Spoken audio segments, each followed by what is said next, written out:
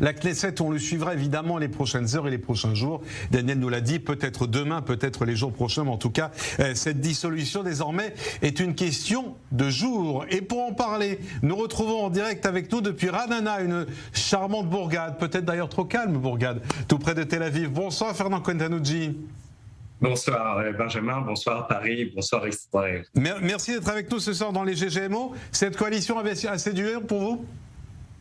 Je crois qu'elle a assez duré pour tout le monde en est conscient et tout le monde a pris conscience de ce qu'était un amalgame et pas une coalition. Je crois qu'il faut appeler un chat un chat. Une coalition, c'est quand on a un parti de dimension nationale et on a des petits partis satellites qui viennent s'y raccrocher. Là, ici, c'était plus un amalgame ou un amalgame entre la gauche, des partis islamistes et surtout un homme qui avait que quelques mandats. Et je crois que c'est un bien pour l'État d'Israël que ce parti et en tout cas ce gouvernement tombe. Yair Lapid sera Premier ministre sans doute à partir de la semaine prochaine et jusqu'à la prochaine élection. C'est une bonne ou une mauvaise nouvelle pour vous ?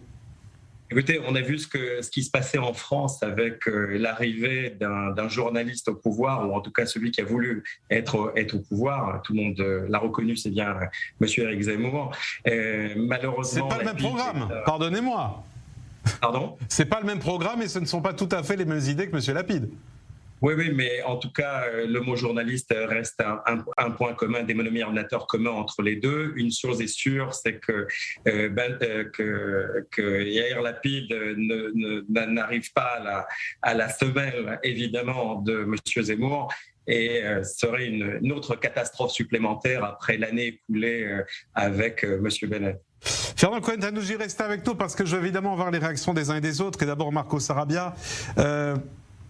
Est-ce qu'on a la gueule de bois ce soir chez ceux qui espéraient jusqu'aux derniers instants que finalement cette dissolution ne serait pas décidée, que peut-être on pourra encore gagner une semaine, un mois avec cette coalition ? Alors, moi je suis triste évidemment parce que des choses étaient entreprises, des choses ont été faites, un budget est passé, il y a eu une reprise économique assez importante, des constructions d'appartements pour essayer de lutter contre le prix du logement, le déficit est pratiquement à zéro. Il y a quand même des tentes en ce moment, boulevard Rothschild, que j'ai vu encore ce matin. Parce que justement en Israël, le long terme est très difficile à mettre en place. On parle toujours du court terme, parce qu'on ne sait jamais ce qui sera demain, s'il y aura une guerre ou une élection.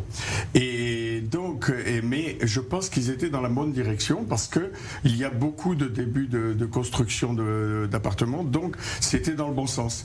Ils ont réussi à travailler ensemble, la gauche, la droite, le centre, et le mot ensemble est revenu dans le discours de Bennett qui était très émouvant à mon avis hier, parce qu'il a montré qu'il s'est sacrifié pour Israël, parce qu'il sait très bien qu'il a perdu, il a tout perdu, c'est-à-dire qu'il n'est même pas sûr de passer le seuil d'éligibilité.